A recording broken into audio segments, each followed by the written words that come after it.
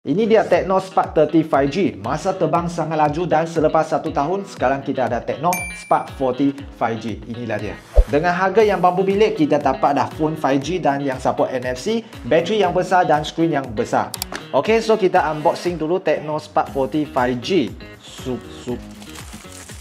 Ok, warna orange macam biasa, 40 yang besar-besar kat sini. So, nampak tak? Dia boleh pakai 4 tahun tanpa lag. Buka. Yes. Dalam kotak akan dapat casing original, buku manual dan warranty card, SIM ejector yang sangat comel, dan original adapter dan kabel dia sekali. So, secara ringkasnya kita tengok phone ini, Spark 40 5G. Ok, phone 5G lah. Ok, MediaTek Dimensity 6400. Ok, ini untuk dia punya chipset. Bateri dia 6000 mAh. Dan kita ada IP64 dust and water resistant. Ok, dan untuk dia punya refresh rate 120Hz, skrin dia 6.75 inci, memang besar lah. Ok, kamera dia 50 megapiksel. Sekarang kita tengok design baru dia. Wow, nampak tak? Sekarang dia punya kamera sudah tak macam dulu dah. Sekarang dia melintang macam ada satu brand lagi kan. Kalau tengok dekat kamera dia, nampak tak?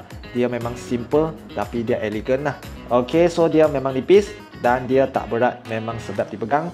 Ok, bawah dia macam ni ada audio jack, ada type C. Tepi sini ada button, atas ada speaker, stereo speaker lah. So sebelah sini untuk masuk SIM card. Skrin dia memang besar 6.75 inci dan kita boleh pilih lah banyak bahasa dekat sini termasuk lah.